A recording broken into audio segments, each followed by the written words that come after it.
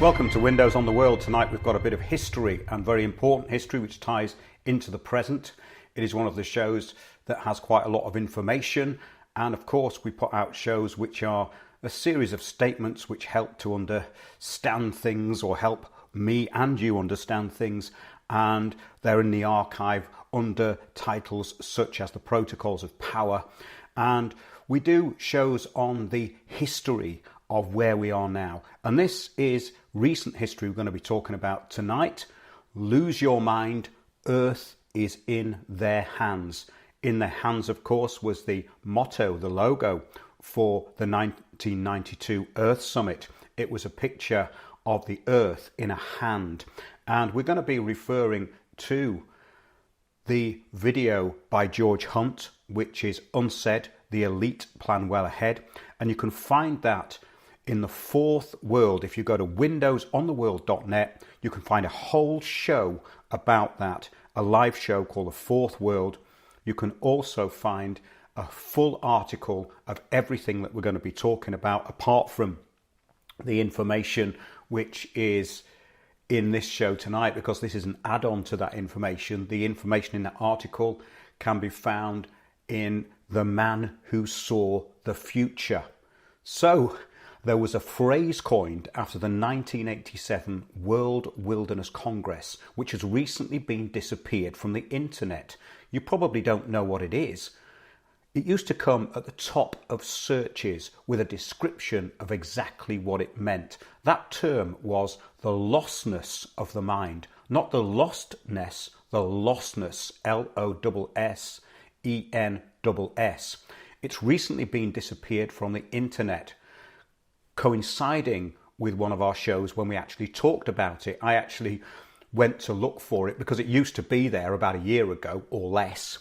Haven't looked for it for a while, but when I actually looked for it recently, gone, pulled from the internet, and somebody in our Discord group actually found a reference to it having been taken off the internet because there had been too many people looking for it. I'll actually put that into an article, and when I post this on YouTube, and it'll go straight to Odyssey, I'm going to use that as the thumbnail, so it'll be on there. But very, very curious as to why that happened. So, the lostness of the mind, it described a mindset that has now become commonplace. Remember, all of this was predicted. A borderless wilderness of the mind, a mindset where there is no central belief system, just a mixture of ideologies based on fake neo-paganism and earth religion, which is in effect run by global finance. And it is just a front for corporate looting and the favoured corporations who run it all. We can see that in everything. We don't even have to scratch the surface to see that global corporations are running pretty much everything. It is a war of infiltration and integration. It depended on the repetition of phrases and worthy sounding names, and we're going to be getting into all of that in tonight's show. The repetition of phrases and concepts which actually mean nothing but sound very worthy. They mean the opposite of what the public actually think they mean, and of course the public repeat them innocently all the time, and your local officials in the town hall, the people who you vote for, and your MPs all use the same word salad, which they have no idea of its true meaning. And if they have, they gloss over it. So the use of propaganda, drugs, and constant fear-mongering is to drive the mentally helpless into submission and acceptance. This is what the lostness of the mind, or the wilderness of the mind, is all about. And if you put that into a search engine, you will get the George Hunt information, the wilderness of the mind and the lostness of the mind, but you won't find any other references to it. So this is the key point, the key question to ask yourself. Are you mentally helpless? If not, that's very good to hear. But if we look at the fakery and trivialities which are the focus of most people, then it is clear that it has been quite successful. This lostness of the mind, this wilderness of the mind project. The distractions have captured nearly all, and every bit of truth is infiltrated and surrounded by further distraction. Layer upon layer of deception, and something for all. New Age emptiness, or fake movements, fake right, fake left, fake centre. All this is part of the goal, the Sustainable Development Goals. On a comedy level, it is quite entertaining. From the cults created years ago, like Findhorn in Scotland, just take a look at it. Findhorn was a cult centre of the New Age, and they still have meetings up there today. It's nothing like it was in its heyday, but people still go up there for a little wilderness of the mind. And what they do with the word indigenous is very, very funny if you watch these conferences and the people that turn up as the so-called indigenous at these, well, let's call it a fancy dress party. Indigenous now means disingenuous as far as the UN recruited numbskulls who impose sustainable development go. For instance, the focus on costumed change agents dressed as the indigenous is a cynical twisting of reality and, more importantly, history. These puppets parade themselves as the noble ancestors and living embodiments of authentic cultural identity. Nothing could be further from the truth, and everything within this program is based on deception. These poncho-wearing dupes talking about pat your mama are sold out to an agenda. Yes, Mother Earth is crying tears. This was, of course, the basis of Robert Mueller, the UN Secretary General in the 70s, and his push for the New Age global Gaia religion. We've covered that in many shows, and you can find everything you need to know about Robert Mueller on the free books page, windowsontheworld.net. This show is going to really join a few more dots though, and I wanted to do something about Maurice Strong, who was the granddaddy of the climate change and Gaia cult, for quite a while, and tonight we're going to be doing just that. So we're going to give you a lot of new information in this show.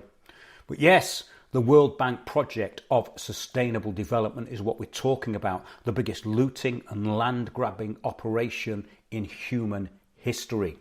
Remember, of course, that the Vatican claimed much of the Earth's surface over the past 700 to 800 years, and they are still very big players within this. But the UN system is global, and it's in full cooperation with the Vatican, and the Vatican own an awful lot of land. But the UN have now underwritten all the land on the Earth for the World Bank and their favoured corporations. And we've covered this in so many shows that if you want to know the detail, do a bit of research. But this is not just a few paid-for stooges we're talking about here. These are the theatre puppets of a world army which aims to recruit by hook or by crook everyone born on the planet. So next time you see the indigenous at a UN conference, you are looking at a promoted puppet, nothing more. These people, if they do know what they're doing, are sold out. If they don't know what they're doing, they're useful idiots. Take your pick, one or the other. The UN even have a group called the Elders, a bunch of virtue signalling brain dead but useful dupes. And of course, the person who wrote Our Common Future and put that out there, Gro Harlem Brundtland, who was the Prime Minister of Norway, also a member of the World Communist Association, because they're all communists. Well, they're communists for the common good, which is for the common people, but they are elitists amongst themselves. That's where the hypocrisy really lies. So yes, Our Common Future, we've done a lot on that, and you can download Our Common Future on the free books page at windowsontheworld.net. This is a massive project, but it's very simple and it runs your life. No, I'm not exaggerating. It runs your life if you let it. The difference here being that if you know how this works, you can work around it and within it. That is the key to overcoming problems which people are facing. You have to know how this system works. Once you know how it works, you can usurp it. You can be an individual and still survive within this collectivism. So yes, they are the same mindset, these people that we're talking about here, whether it's the indigenous idiots or the elders or any other branch of the Sustainable Development Programme, the same mindset as the environmental officers making decisions not on your behalf but for a bunch of criminals in your local council. Yes, your cabinet members for the environment and these people with fancy names are all working under sustainable development. And yes, sustainable development, Agenda 21, local Agenda 21 went into your local council about 1999. I've seen the documents. You can find them too, with a little bit of persistence. Yes, who are these people? They want to own the most desirable parts of the planet and keep the cattle like you and me herded into the smart cities that they're building everywhere. Brand new one in Egypt is being constructed at the moment. Of course, we've got NEOM in Saudi Arabia, which will probably never be built. It's called the Line, but lots of money will be laundered through it. And we're going to get into that tonight, the absolute hypocrisy of this. It's a massive money laundering theft of the Commons programme. So that is what sustainable development really means. None of this will work, but they started, so they do intend to finish, and they're going in one direction. Meanwhile, the front puppets dance to the tune of the World Bank, who now have a $41 billion black hole in their climate finances. That shows you what these climate programs, these green technology programs are all about. They can't even hide the fact that there's a $41 billion black hole in this climate change agenda from the World Bank. And that is just what has been found out, remember, without really digging. This was found out by some researchers recently. They found it all by accident as well. It was always a looting scam, and it was never about the environment. It was useful in bankrupting and infiltration of the African nations especially, though. They admit that this is not an environmental project, by the way, and in my talks I outlined their hypocrisy, as have a few others over the years. Not so many in the UK, but many in America. I went round the UK talking about this for about 3 or 4 years, but I'd been talking about it on the internet since 2008, 2009. And when the big society came in, which is the communitarian agenda, which dovetailed into this, I was talking about it then. And you can go back to videos in our archive and you'll see the whole history of it. Check out A Business Plan for the World at windowsontheworld.net. I did this talk at the Glastonbury Symposium in 2019. Just look it up. Most of the information that backs this up and gives you even more of a background is there, all on the website and at the click of a mouse if you know where to look. And this is the thing, it's absolutely public. So why are the public still thinking about party politics when all parties are one solid mechanism working for one aim? Okay, one of the globalist engineers of the scam was Maurice Strong, who initiated not only the Rio Conference in '92, but the Earth Charter in 2000, and he was the head of the United Nations Committee on Environment and Development. In fact, he set it up. He made billions, and much of it was in the oil industry. Strong died quite a few years ago in 2015, but his legacy lives on. This is why it's so important. We need to know the history of what we're talking about here. His Backa ranch, which we're going to get onto, was a melting pot of pseudo-spirituality mixed with his ruthless business plan. The use of New Age delusional prophecies coming from the clueless has been a major driving force, which the UN system has used to front its anti-Christian globalist financiers' earth religion. That's what it is. It's a globalist financial world earth religion. The idea of the Earth Charter originated in 1987 by Maurice Strong and Mikhail Gorbachev. Gorbachev was a massive player in this new system. The system that those who are not really au fait with call the New World Order. The term New World Order is for those who know a little, but those who know a lot will call it global governance. Those people who know a little bit of what they're talking about will call it global governance. The people who actually know what it's really about will call it unstructured global governance.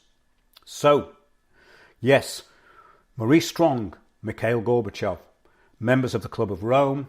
This was when the United Nations World Commission on Environment and Development called for a new charter to guide the transition to sustainable development. Basically, the looting of the commons on the back of saving the planet. The motto of sustainable development is having less impact in the present so future generations will not be impacted by the results of the people who are living now. The actions of the people who are living now will not impact on the actions of people in the future. That's the worthy word salad behind it. That is not how it works, though. In 1994, Maurice Strong, chairman of the Earth Summit, and Mikhail Gorbachev, working through organisations they had each founded, remember, the Earth Council and Green Cross International, they restarted the Earth Charter as a civil society initiative with the help of the government of the Netherlands. Various religious groups from a wide range of religions supported the Earth Charter and still do.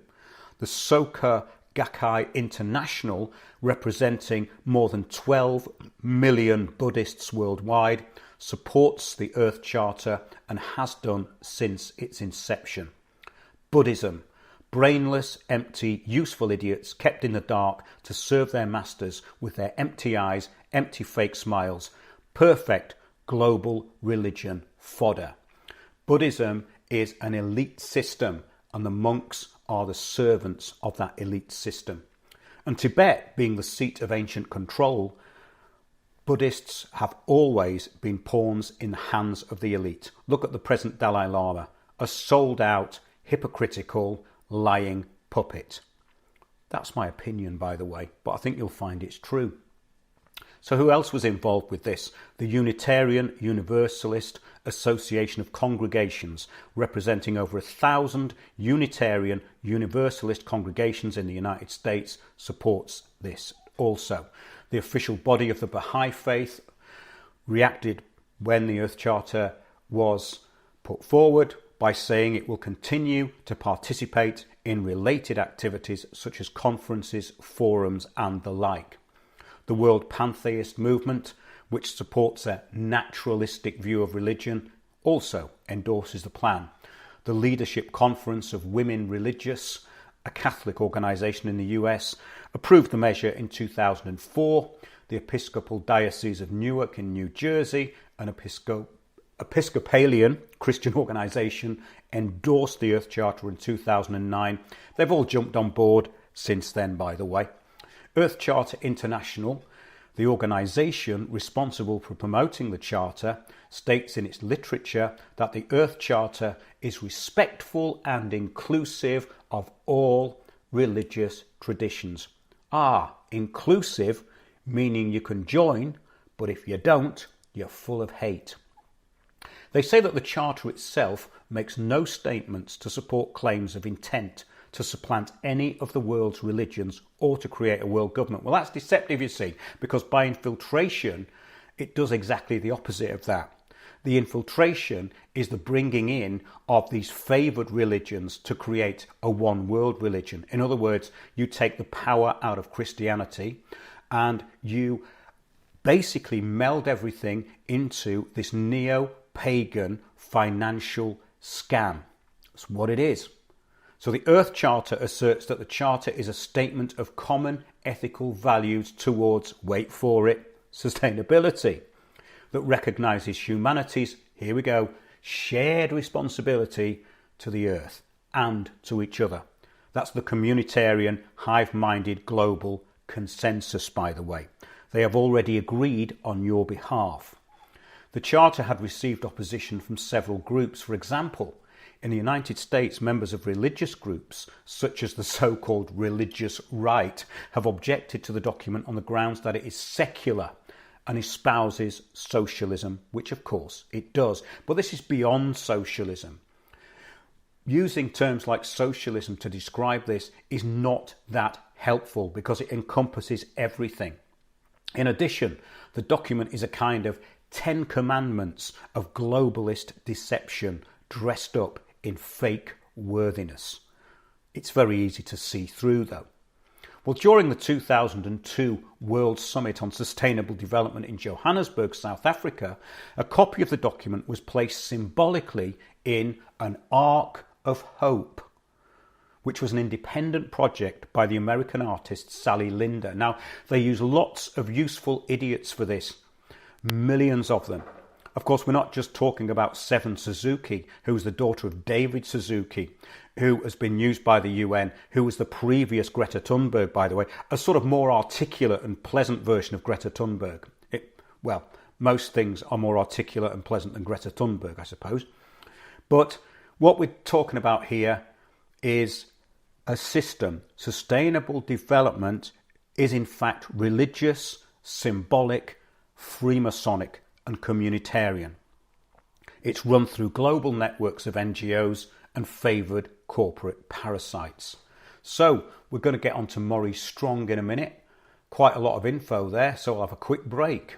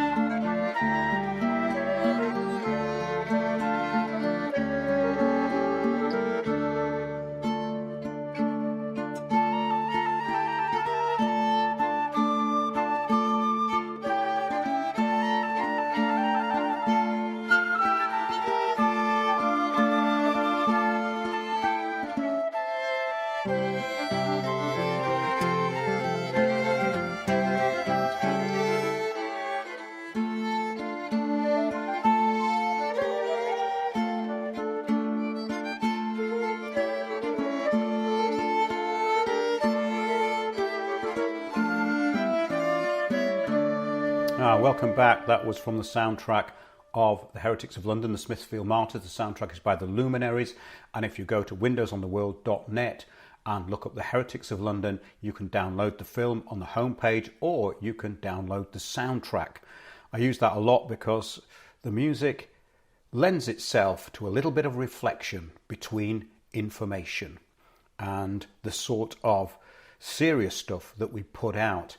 Just wanted to also let you know that if you support the £5 a month club and you've sent in an email and I haven't responded with my new bank details, then please send the email again. I've gone through my spam folder and found a couple in there, but I get so much spam going to the info@windowsontheworld.net. If you could put in the header £5 a month club, then I will be able to find it if it's in the spam folder.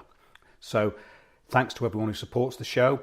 And for those that want to, please do. You can do that on the homepage at Windows on the World.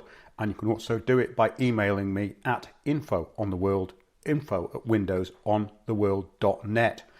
Just as an aside, before we get back into this, I've just remembered that one of the lectures of the late General Konstantin Petrov referred to the conference in Johannesburg in 2002. Remember, Rio was in 92.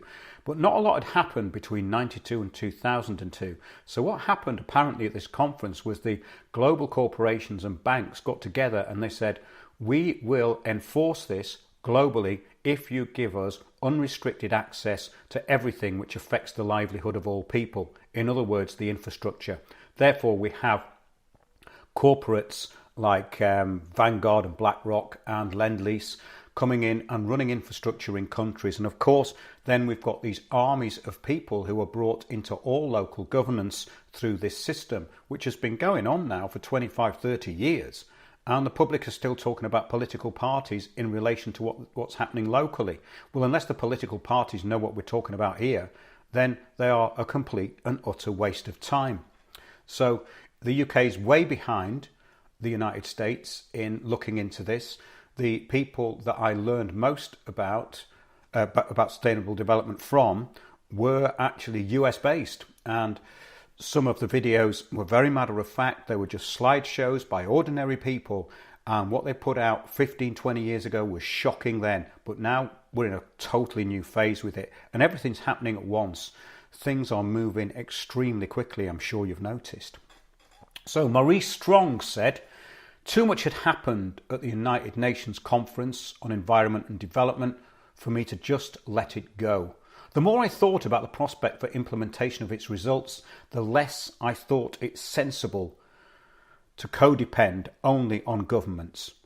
I could see how easily governments, caught up in the serious crisis in the management of a modern state, could shunt the conference's recommendations into bureaucratic corners where they would neither bother anyone or achieve much. And we've got to remember, Maurice Strong got up at the Rio conference in '92 and he said things such as private transport, air conditioning, even golf courses were not sustainable.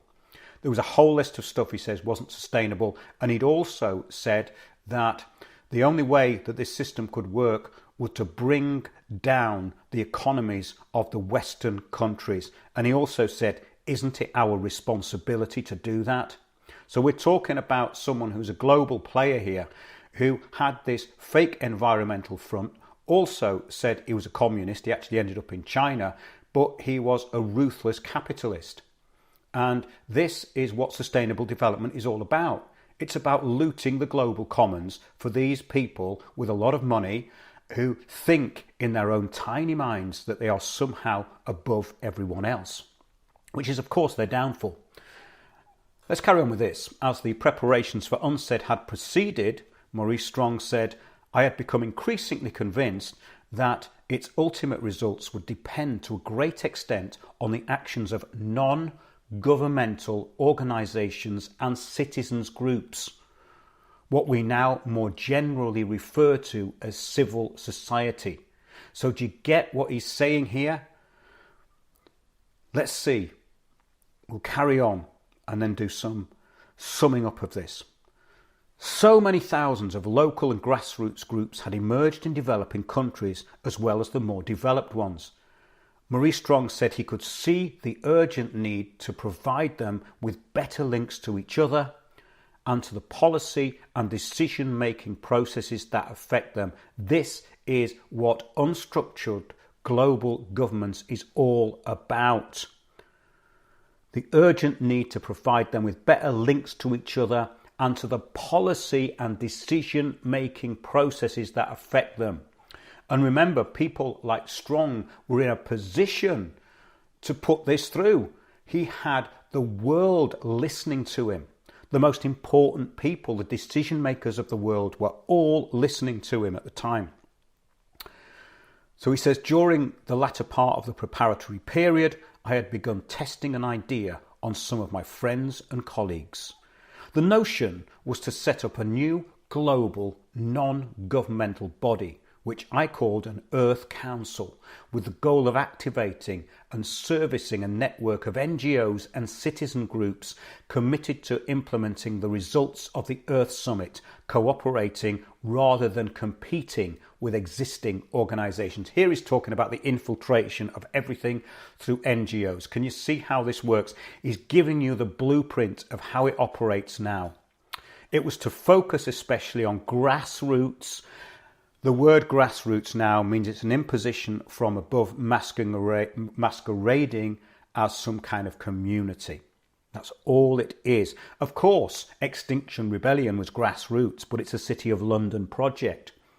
It came out of Climate Camp Action, which was an undercover police operation which took the finances from Occupy and steered things into a different direction. And we've done so much on this that I would recommend you look at a recent show we did called Truthers Don't Get Fooled Again. Then you can go to articles at windowsontheworld.net. COVID protest social engineers will give you a lot of links. So look that one up. Okay, let's get back to this. So we're talking here about grassroots, community level organisations, all using the Saul Alinsky rules for radicals. We've done shows on Saul Alinsky. Saul Alinsky was a radical campaigner in the early 60s, and he used very subversive methods which were very effective. And if you want to know more about that, look up Rules for Radicals. You can download it on the free books page at winnersontheworld.net. We really are a mine of information with this stuff. This is why I find it difficult to know where to start, and that's why I keep it very, very simple, because there's nothing complicated about what's going on. It's incredibly simple. So yes, I'll just read that paragraph again because it's so important. The notion was to set up a new global non-governmental body which Maurice Strong called an Earth Council, with the goal of activating and servicing a network of global NGOs and citizens groups committed to implementing the results of the Earth Summit, cooperating rather than competing with existing organisations. Infiltration of everything is what he's talking about. It was to focus especially on grassroots and community level organisations in the developing countries that had little access to external resources or international ties. I've seen this in so-called third world countries, the UN habitat signs, which is their way of infiltrating through taking over infrastructure. The UN trying to break up the tribal customs and put this idea of empowering women in there so that you get this competitiveness going on between the sexes. This is all divide and rule stuff. It's nothing to do with empowerment and never was. And this is, of course, where we find the drivers of change from the political Soros-funded action groups. Well, let's talk about one.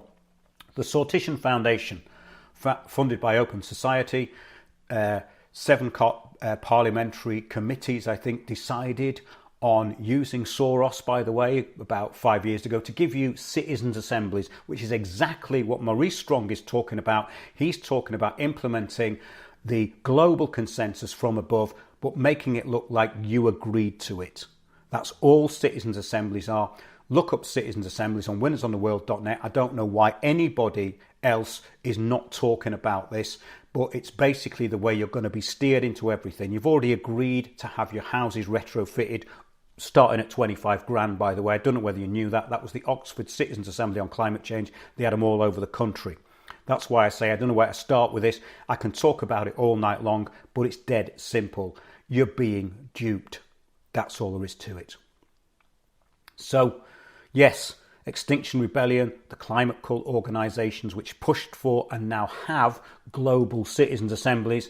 In effect, these are policy steering groups which steer the public into already intended and predicted outcomes with no public participation, but of course with the illusion of it. Well, what do you expect from ex-communists and bankers? Capitalist communists, of course. So, Maurice Strong again says, I found a great deal of interest and some strong allies. Of course he did. He was a billionaire. Part of my idea was to locate the new organisation in the developing world. This was to bring up the third world countries, but the West would be brought down with the carbon taxation. But the developing countries would, for a time, be allowed to rise, but they were going to be rising on the back of enormous debt. Therefore, they'd already been bought, they'd been sold. And now we see this in these smaller African nations. Like, I think Burkina Faso was mentioned. I think there was a coup there years ago. Wasn't Thatcher's son involved in it? If you look at these small African states that have been taken over, and you get these puppets there who are just spouting the sustainable development stuff all day long, but you get the odd one that isn't, and they're the ones they're still trying to replace. So yes, he had strong allies. He says, part of my idea was to locate the new organisation in the developing world. I wanted to make a clear exception to the vast majority of international NGOs, almost all headquartered in and dominated by the more developed countries. Remember, we're going back to the early 90s here. The unstructured system of governance, which has been resisted by some nations but accepted by most, has been covered over many years on these shows. So go into the archive and have a look. But the policies driving the big green lie, yes, a lie, as it is based on lies, affects the world population through massive taxation and restriction. Those still talking about party politics have missed the boat. It's too late now. For those curious enough, and there are at least a few, our show The Fourth World in the Archive, along with The Man Who Saw the Future, will be a good backup to what we're talking about here. So basically, here's a quote from R.J. Rushdoony, and this was in response to what the UN were doing. And he's an Armenian, he died actually in 2001, was an Armenian-American Calvinist philosopher, historian and theologian. And his whole family had gone into the priesthood. So basically every generation of the family had produced a Christian priest or minister. And this is what he had to say about it. We will either fail to understand the UN or to cope with it unless we recognise that it is religious in inspiration and a religious necessity for humanism. The religion of humanity. So basically, it's a humanist religion that these people are pushing. But really, they want you to be steered into this wilderness of the mind, this lostness of the mind, where there are no real beliefs. There are only sound bites. So you become disempowered and you become part of this system. So I'm going to go back now to an article which was from 1989, Associated Press, about Crestone, Colorado, where the Backa Ranch, this huge place which Maurice Strong and his wife Hannah took over, and about 200,000 acres, I think. It's called Colorado Site, a place of power. Spiritualists, environmentalists find haven in the Backa. Hannah Strong unrolls her blueprint of a global village for spiritual leaders and environmentalists and pins its corners down on her kitchen table with an expensive tea set. It shows a band of temples and churches, gardens and small self-sufficient communities laid out along the foot of the Sangre de Cristo Mountains. Some of what is in the plan already has been realised. Some is in the words, some is being worked on, and some exists just in prophecy, says Hannah Strong in 1989. Like Strong, who travels the area's back roads in skirts and silk blouses as comfortably as in jeans, the plan is at once earthy and elegant, serious and a little spacey, embracing the disadvantaged 1 minute and industrial magnates and movie stars the next. That sums it up quite well. The paragraph is called Seeking a Major Shift. Unenlightened, confused minds are ruling the world and destroying the environment, Hannah Strong says. There needs to be a major shift in the way people think. Strong and her husband, Canadian oil developer and UN diplomat Maurice Strong, hope to turn several thousand acres of desert and mountains in southern Colorado's San Luis Valley into a repository of spiritual truth and environmentally sound living. A place where political and business leaders can come to be taught how to care for themselves and the earth. In other words, an indoctrination centre into this globalist bankers cult. It says they don't want a lot of people who would tax the area's fragile natural balance. This is the point. They still believe in this Malthusian view of the world as overpopulated. Even though population is now in decline, they still think there's too many people because they want to live in the clean environmental areas where they can do what they want. The place, originally part of the 160,000 acre Backa Spanish land grant ranch, is called just the Backa. Area Indians believe it to be sacred neutral ground where tribes could come together.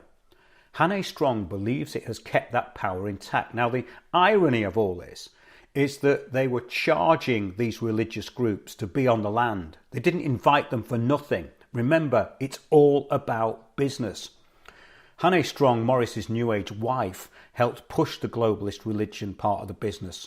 She was a true delusionist.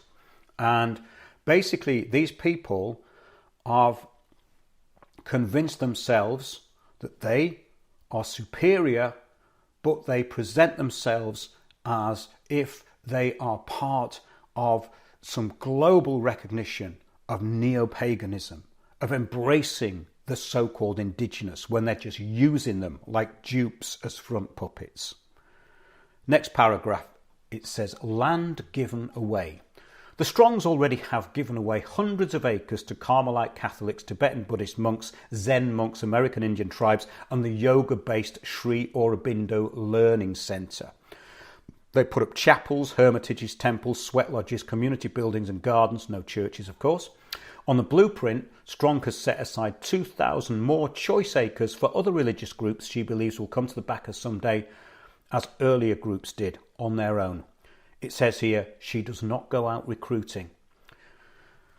She's a native of Denmark who personally feels closest to the Indian spiritual tradition. Strong says she represents and respects all spirituality, but intends the Backa to be for religious and for religions with an unbroken lineage.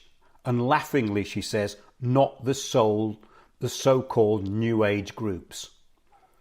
She says this is old age. She says with a laugh, very old. This is the delusion that they live under. Under Strong, AZL, this company began consolidating tracts of land, giving some to spiritual groups and selling some. Later on, of course, it was all about the money. The company merged with Los Angeles-based Tosco in 1983, and Tosco sold the Backa in 1986 to a group of investors led by Maurice Strong. Other investors include former US Environmental Protection Agency Chief William Ruckelshaus, Canadian financier Sam Belsberg, Anderson and his son Robert B. Anderson, and others.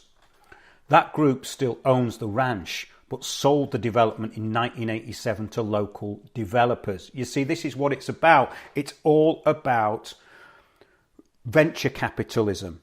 The whole thing is about that.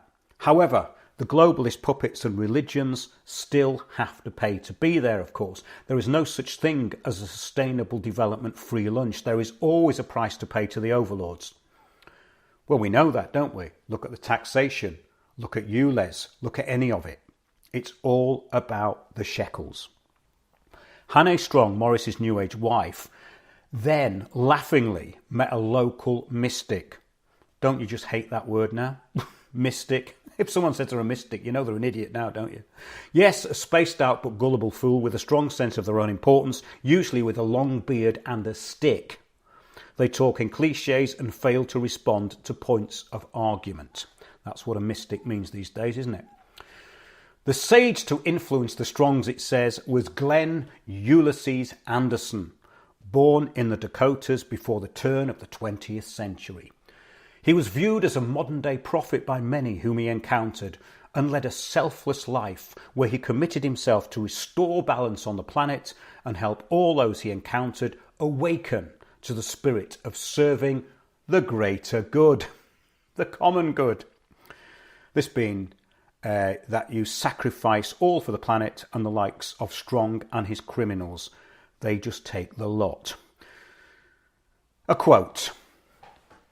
The age that is upon us is one of collective awakening. Again, collectivism, you see. So here's this guru, Glenn Ulysses Anderson. The age that is upon us is one of collective awakening, where in the past it seemed an individual experience. Well, any kind of awakening is an individual experience. You can't have a group awakening. That's an egregor. It's basically a manipulation, hive-mindedness. Yes, he says that it was all about a collective awakening. It's an individual experience we're talking about here. Otherwise, it's groupthink, an egregor, or just a cult, which is of course what this is. He says, a wave of energy is coming and has been coming for many eons. It pulsates as a living breath, inhaling and exhaling in perfect harmony.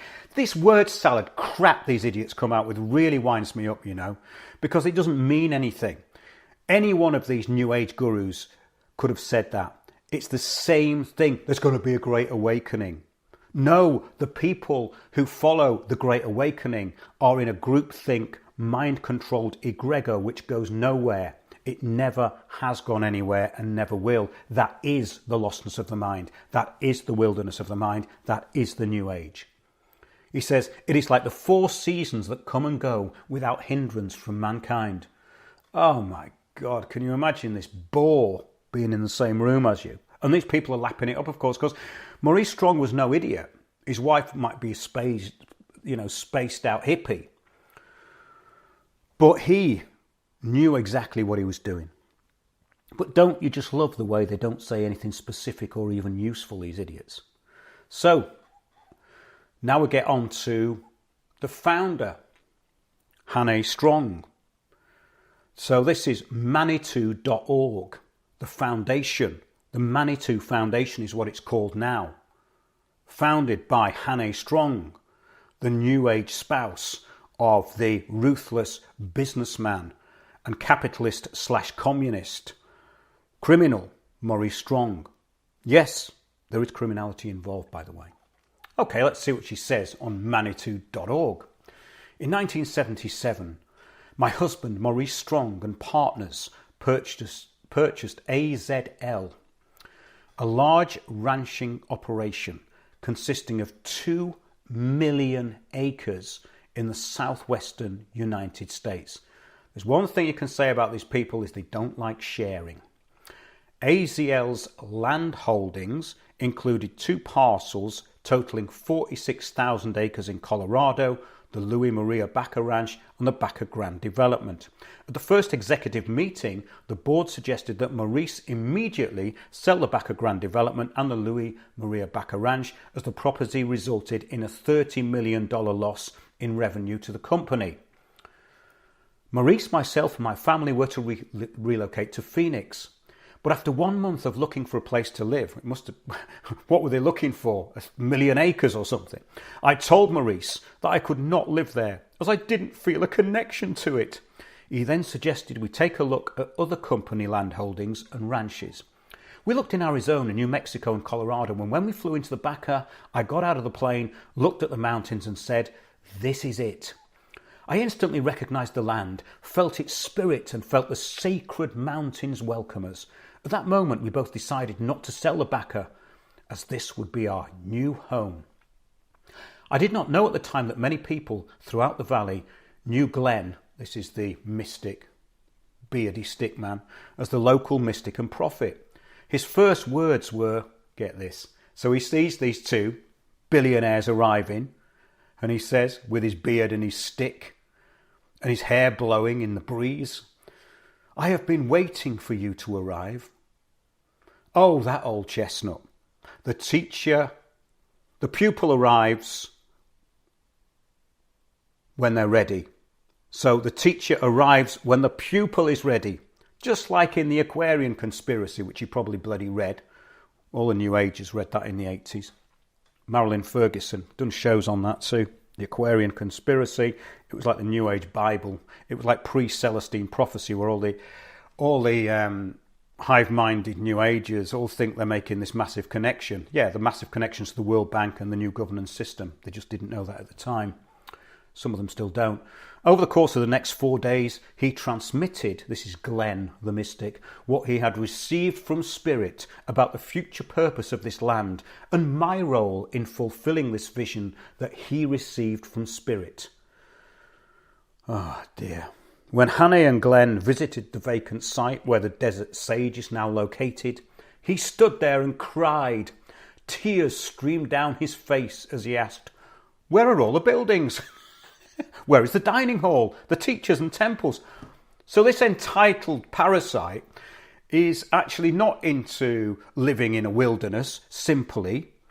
He actually wants to have a town built for him.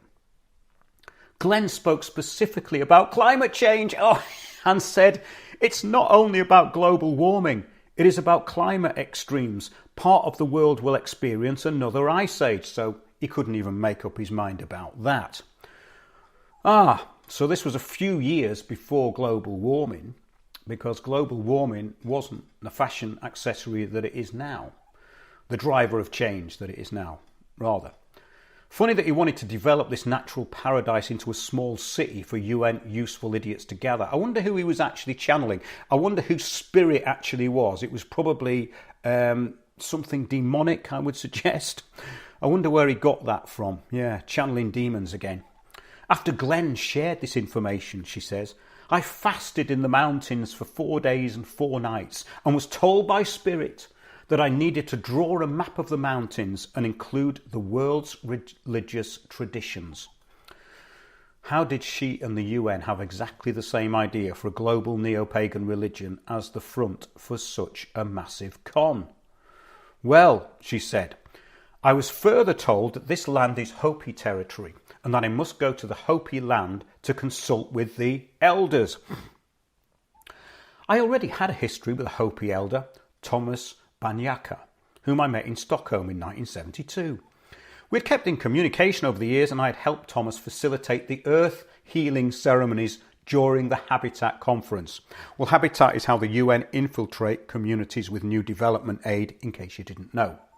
It's about infrastructure, control of infrastructure. They have a Habitat conference every 2 years. About 42 people watch it on YouTube, and that's where they actually plan the 15-minute cities from. That's where these ideas came from. In other words, they have a conference every 2 years, which 42 people out of 8 billion, I think there's 8 billion now, isn't there? Something like that, in the world watch, which is why people don't know what's actually going on. Enrique Peñalosa arranged for Thomas to read his statement, she says, which was called A Warning to the World, to Heads of Government. It's a bit like what they've always used kids as well to do. So David Suzuki, the so-called environmentalist daughter, and now Greta Thunberg, they've always used kids to rally up the support at these conferences. But so it's the same thing again.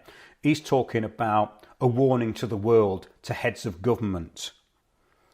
Thomas mentioned a World Spiritual Centre. So the indigenous UN useful deluded idiot was in place as usual when all of these events take place. There's always the UN deluded useful idiot there. Thomas Backa is addressed to the UN on June the 8th, 1976. I'm going to give you a quote from his address. If the United Nations cannot prevent the destruction of mankind and Mother Nature by political means, they should now support a meeting of the world spiritual leaders with the Hopi nation. All nations who come to our homeland should recognise our spiritual foundation and support the establishment of a spiritual centre for all mankind. Did he know he was working for the World Bank? Maybe, maybe not.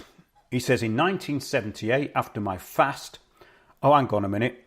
This is back to her again. That was him, by the way. Thomas Backa of the Hopi Nation. So let's get back to Hannay now, the New Age spouse of Maurice. In 1978, after my fast, I made a trip to Hopi land, like Disneyland, where I was taken to a sacred, it has to be sacred, doesn't it? Kiva deep within the earth. So the big hole in the ground she went into by the sound of it. Where, here we go. After hours of ceremony and prayers, the elders communicated that the vision was correct and that the Hopi shared a similar prophecy to that of the UN, of course. Oh, what a coincidence. 2 delusions happening at the same time. Synchronicity. They further stated that this centre had to take place near the Eastern Mountain, the most sacred of their mountains, where the light comes into the world. I received their confirmation blessing and began the journey forward, says Hannay. Well, Maurice has already made his mind up what he's doing, so she's just following, I suppose. So the delusion of Strong's wife never got on or got in the way of business. In fact, the New Age deception helped Maurice enormously with creating climate change and the new front religion for global looting. It was Maurice Strong, Stephen Rockefeller and Edmund de Rothschild who created the business side of the cult. And Strong described himself as both a capitalist and a communist and even tried to privatise the aquifers on this Backa ranch, which would have decimated the farms and the environment. And he knew this. He knew it would do that, but he couldn't help himself because he was a vulture. He was a financial vulture. And that's what this is really about, the theft of the global commons. But this time, he was caught out and this was exposed in the courts. Now, Maurice Strong did die quite a few years ago, but we're talking about his legacy here. His legacy is in every town hall, in every town and village, not just in the United Kingdom, around the world. He died 2015 in China. So, there's a couple of articles here. At the United Nations, The Curious Career of Maurice Strong, that's fdd.org, and financialtimes.com. Some information about Maurice Strong and his business deals. But Strong never let morals or decency get in the way of his business deals at all. Inside the oil for food scandal, that's what we're going to go into. According to the US Senate's Permanent Subcommittee on Investigations, Saddam Hussein was able to amass more than $21 billion in illegal funds under the UN's nose through smuggling and kickbacks, a staggering level of corruption. Of course, the UN will do anything they can or want to do because their Charter of 1947 puts them above all international law. The UN cannot be prosecuted in any court on the planet. However, they can bring prosecutions against people they don't like. They are above all international law. It's in the UN Charter of 1947. You can find that on the website as well. Just put in New Age Global Governance, it should come up. It says other US lawmakers and commentators have called the Oil for Food programme the worst scandal in the UN's history. Who was behind it? Maurice Strong. Kofi Annan, the UN's Secretary General, was criticised for allowing it to happen and for allegedly failing to offer full cooperation to external investigators. Nothing changes with the front puppets at the UN, whether it's Ban Ki-moon, Kofi Annan or Ted Ross. Ted Ross is probably even worse. Kofi Annan was just a softly spoken word salad puppet. Oh, of course, they've all done worthy things in the past, but once they join the UN club, then that's it for life. But Maurice Strong is best known as the godfather of the environment movement, who served from 1973 to 1975 as the founding director of the United Nations Environmental Programme. UNEP, a globe-girdling organisation with a yearly budget of $136 million claims to act as the world's environmental conscience.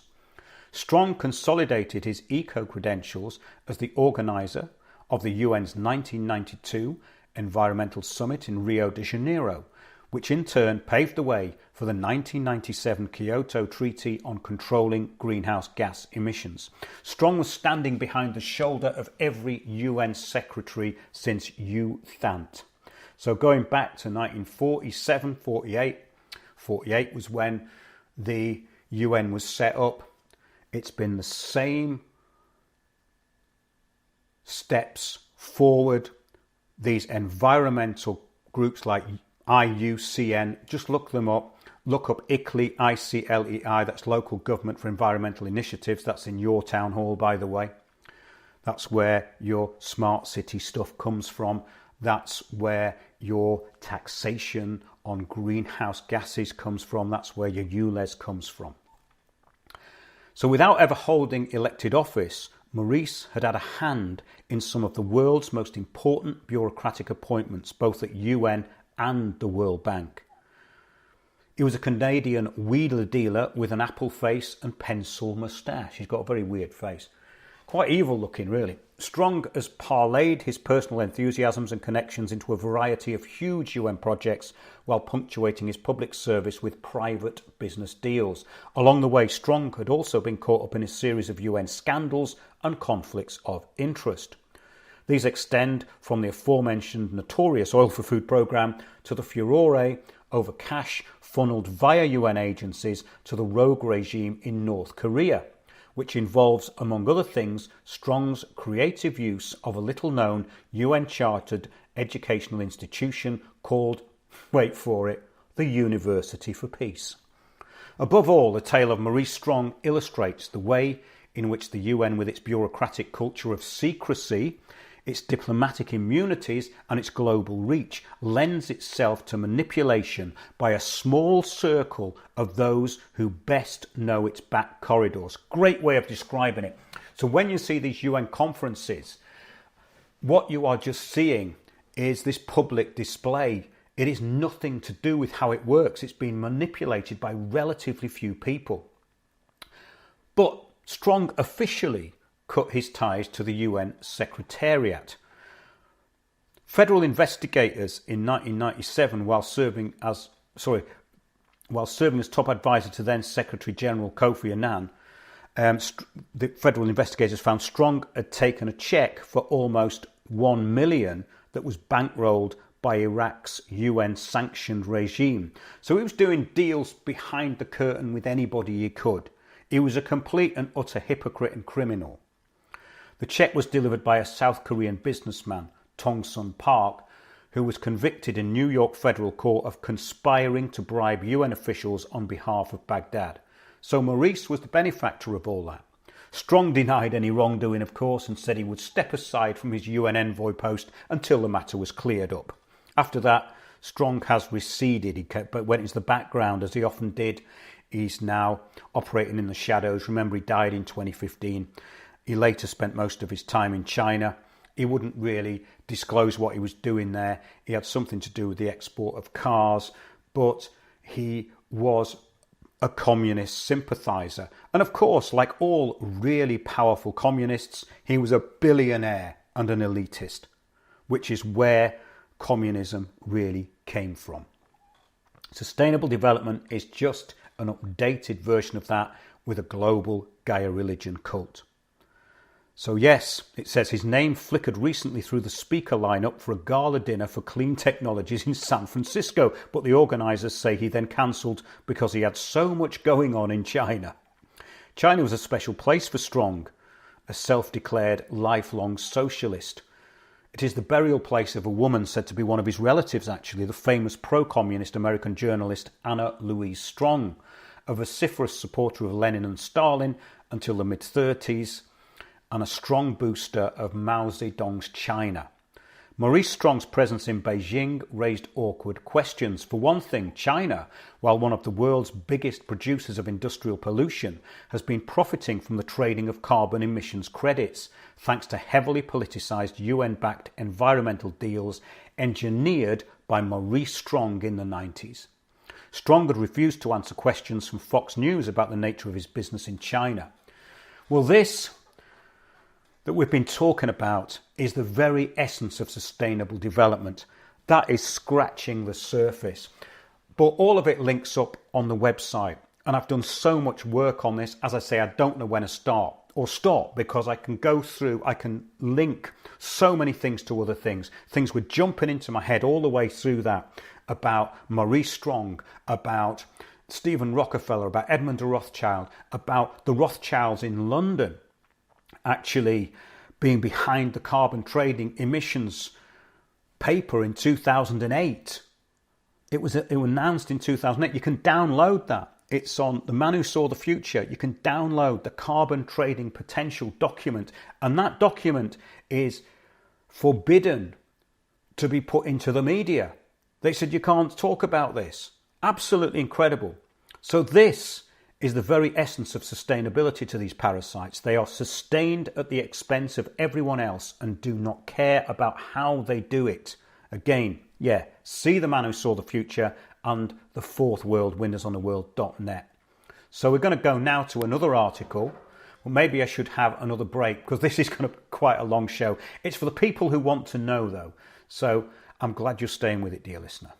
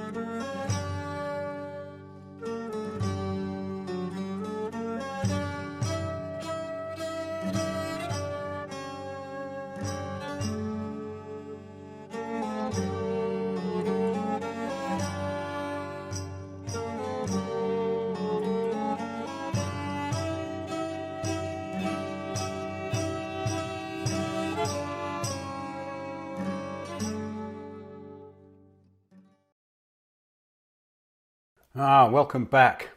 Just a short one there. I think it's good to actually break this up a bit as well. We're going to go in this last section into what did Maurice Strong actually stand for? Well, the key phrase is sustainable development. This is the ruling principle articulated by Maurice Strong and his friends, and it has three elements. One, social equity, which means global redistribution of wealth. Two, economic prosperity, which is supposed to come about through partnerships between businesses and government. Well, that actually just means top-down control of everything. This is the corporate interface of favoured corporations. Three is ecological integrity. Well, as far as Strong is concerned, that's a complete logical fallacy, isn't it? Ecological and integrity when we're talking about Maurice Strong. In other words, though, the government control all land use. That's what it means to you. Well, Maurice Strong was the man behind all this. Take out the words Soviet Union, add ecological integrity, and it's the same program. Marx and Lenin don't inspire people anymore. But take their ideas, give them a nice coat of environmental green, and you've got a worldwide movement going. Henry Lamb, who was a commentator on this document I'm reading from, said, "These people are enjoying a 30-year reign over the global environmental movement. Does it affect us here in America? You bet.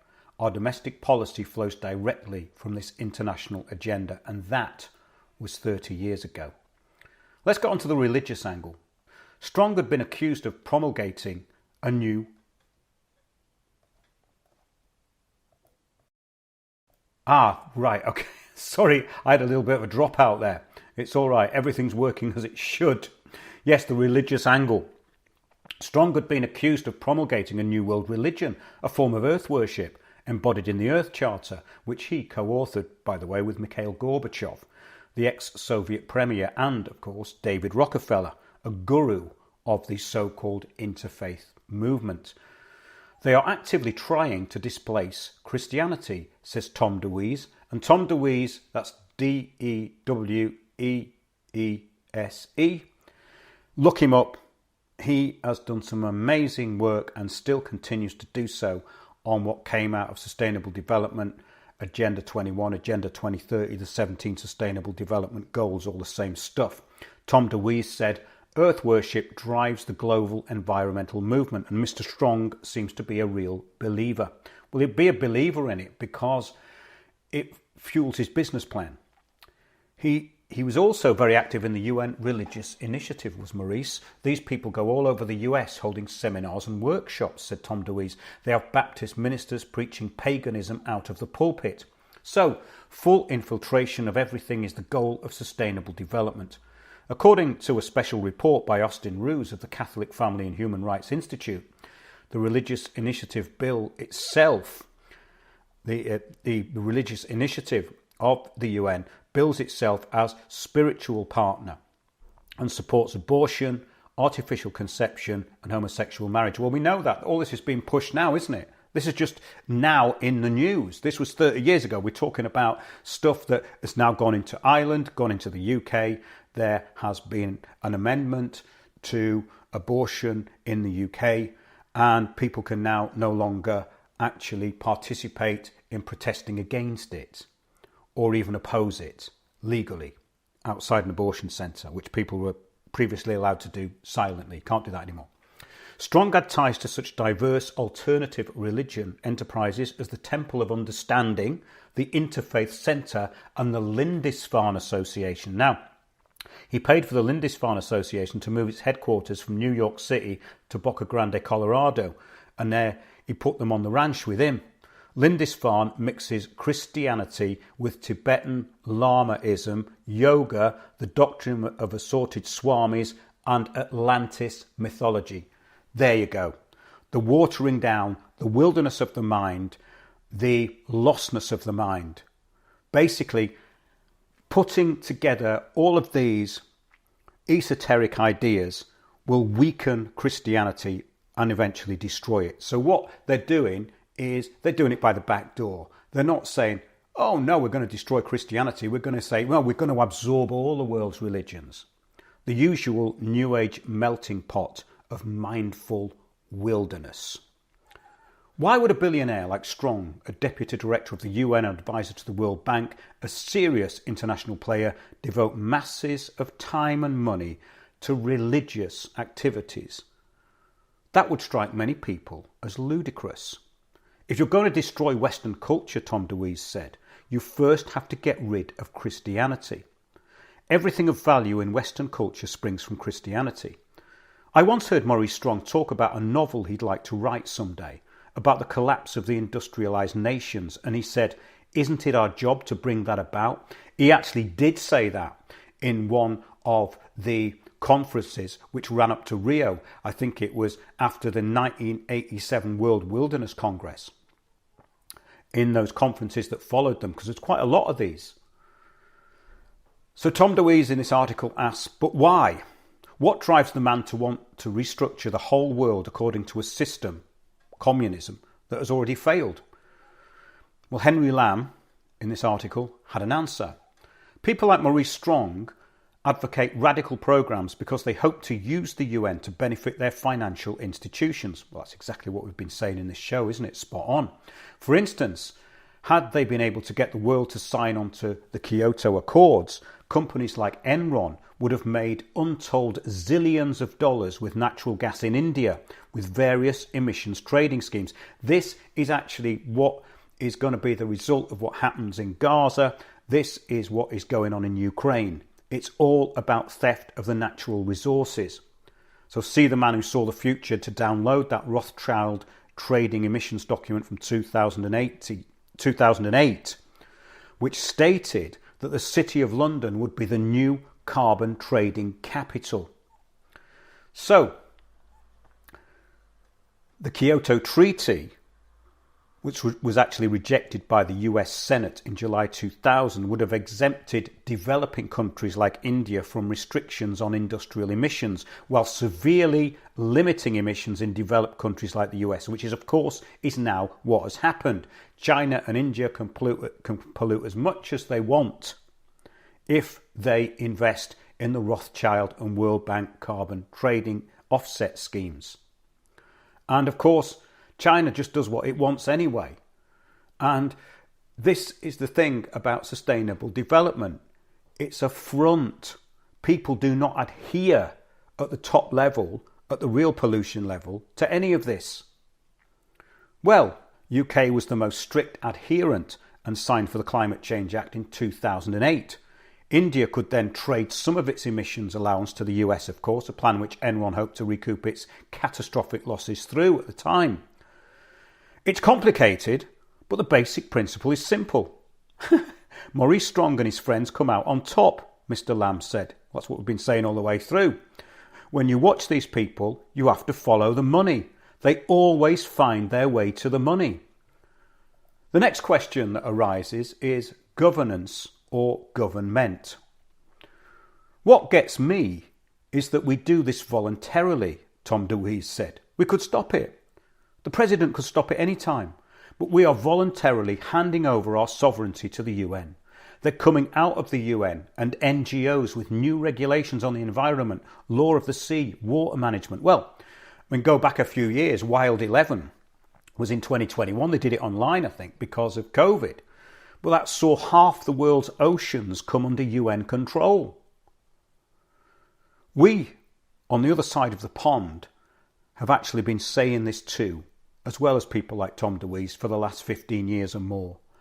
And at some points, I get fed up with it, but really, it underpins pretty much everything. So we have to keep going back to it, and I hope you've got a lot out of this.